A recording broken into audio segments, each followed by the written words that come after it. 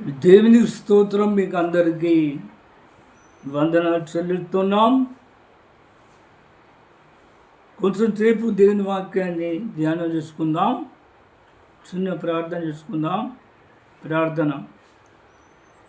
పరిశుద్ధమైన తండ్రి, నీకు స్తోత్రం చెల్లిస్తున్నాం. ఇప్పుడు వాక్యాన్ని ధ్యానిస్తున్నప్పుడు మీరు స్పష్టంగా మా అందరితో మాట్లాడండి. నువ్వు మాట్లాడుతున్నప్పుడు ప్రతి ఒక్కరికి సమాధానం, నెమ్మదిని, ఆరోగ్యాన్ని మీరు కలగజేయండి. ముగింపేంత వరకు మీరే అధ్యక్షత వహించండి. ఏస్తున్నామంత ప్రార్థిస్తున్నాను తండ్రి, ఆమేన్. ప్రియమైన దేవుని బిడ్డలారా, మరి చాలామంది ఈ లోకంలో చూసినట్టయితే మరి భయంకరమైన సమస్యలతో, బాధలతో, అప్పులతో, ఆర్థిక ఇబ్బందులతో, వ్యాధులతో, సైతాన్ శోధనలతో, భార్యాభర్తల మరి సమస్యలతో, మరి రకరకాల శత్రు సమస్యలతో మరి బాధపడుతున్నారు. కనుక ప్రియులారా, మరి బాధపడ్డప్పుడు మరి వారి దగ్గర దేవుని సన్నిధి ఉండలేదు.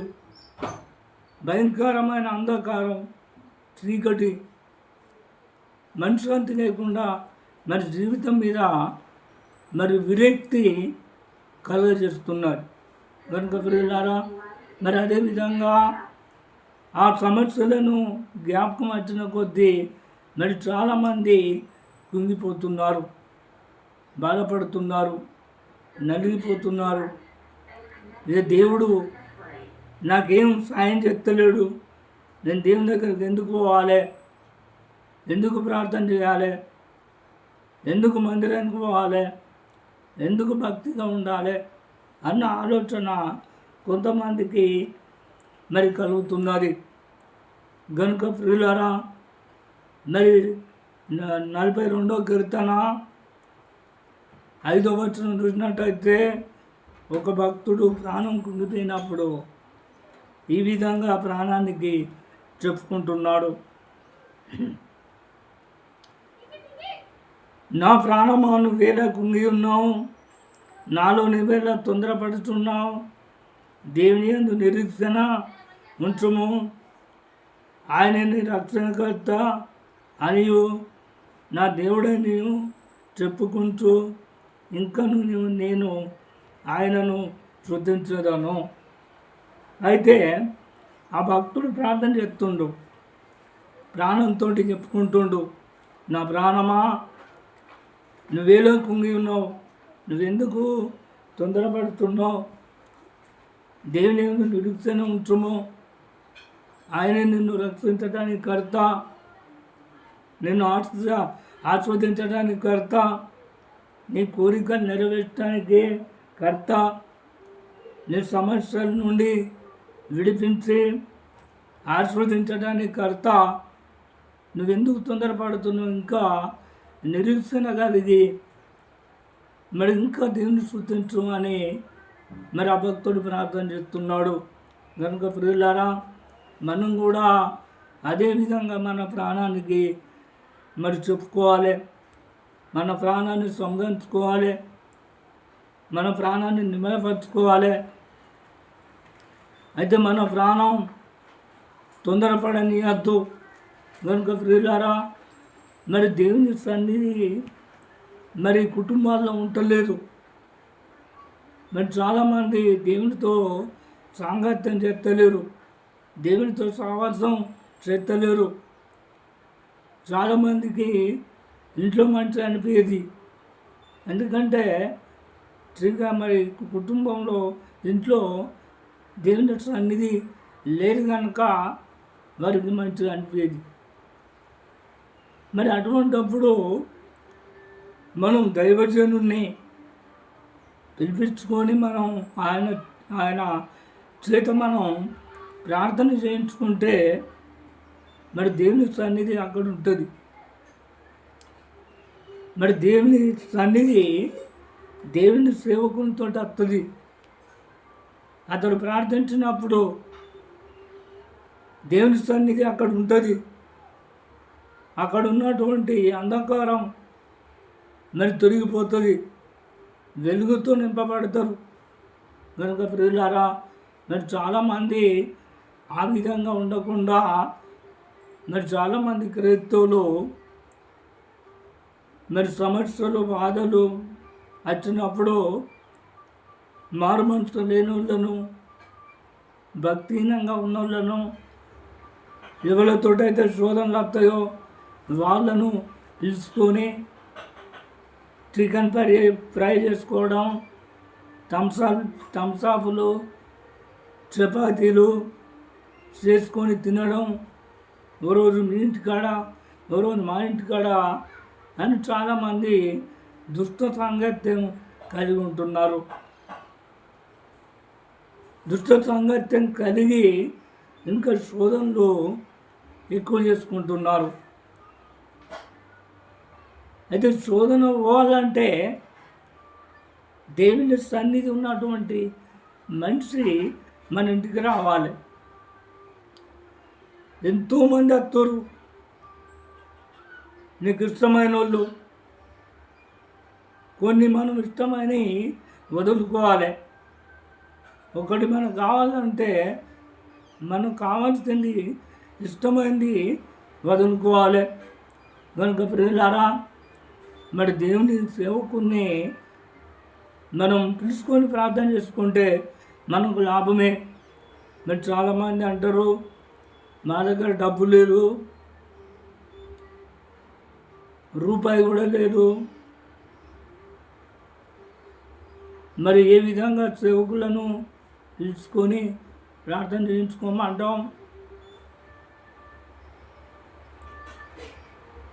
అని చాలామంది మరి ఆలోచనలు చెప్తుంటారు కొందరికి.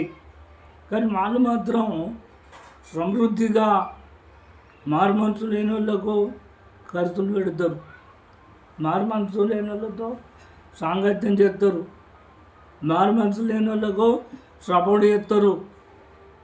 ఇక్కడ కోరినలతోటి మరి దేవుని దూత చెప్తుంది, కోరినేలు నువ్వు భయభక్తులు కలిగి నువ్వు దాన ధర్మాలు అన్నీ చేసినావు కదా, అవన్నీ మరి దేవుని సన్నిధికి చేరినాయి.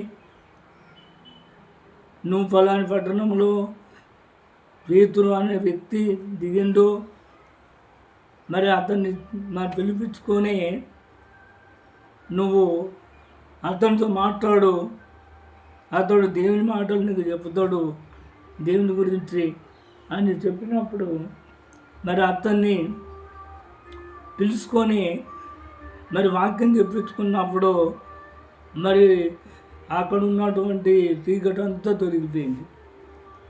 కనుక ప్రియులారా, మరి జకర్యా గ్రంథం చూసినట్టయితే 2వ అధ్యాయం 5వ వచనం చూసినట్టయితే మరి ప్రభు అంటున్నాడు, దాని మధ్యన నేను అగ్ని ప్రాకారంగా ఉంటా అని అంటుండు. మరి దేవుడు మన మధ్యలో అగ్ని ప్రాకారంగా ఉండాలంటే, మన ఇంటి చుట్టూ దేవుని అగ్ని కంచగా ఉండాలంటే, మన ఇల్లంతా మరి దేవుని సన్నిధితో నింపబడాలంటే మనం వెలుగు సంబంధాలతోటి మనం స్నేహం చేయాలి. దుష్ట సాంగత్యం మంచి నడవాడిని మరి జరుపుతుంది. ఎవరన్నా నిన్ను బాగా ప్రేమించి నేను తునీకరిస్తురా అంటే, నేను కడిగేసిరా అంటే వాళ్ళకు మరి నీకంటే బెటర్ ఎవరన్నా స్నేహితులు దొరికిర్రు అని అర్థం చేసుకోవాలి. అంతేకాకుండా మీరు నచ్చతలేరు వాళ్ళకని అర్థం చేసుకోవాలి. కనుక ప్రియులారా, మరి అవసరానికి మరి స్వార్థానికి వాడుకునేటోళ్ళతోటి మరి స్నేహం కలిగి ఉండొద్దు. నిజమైన స్నేహితుడు విడువక ప్రేమిస్తాడు. యేసు ప్రభు మన స్నేహితుడు. నిజంగా మనం ఇతరులను మనం స్నేహం చేస్తే విడవద్దు. చాలామంది ప్రేమలో మోసం ఉన్నది, దగా ఉన్నది. మరి దేవుని సన్నిధి కోరుకుంటలేరు, అన్ని శోధనలు కోరుకుంటురు. మరి శోధనలు ఏ విధంగా పోతాయి అని ఆలోచన పెట్టుకుంటలేరు. కనుక ప్రియులారా, మరి దేవుని సన్నిధి మన దగ్గర ఉంటే మరి మనం ఆశీర్వదించబడతాం. మరి దావీదును చూసినట్టయితే మరి దేవుని మందసాన్ని ఒక వ్యక్తి ఇంట్లో ఉంచాడు. మరి ఆ మందసం ఉన్నటువంటి ఆ వ్యక్తి మరి ఆశీర్వదించబడ్డాడు.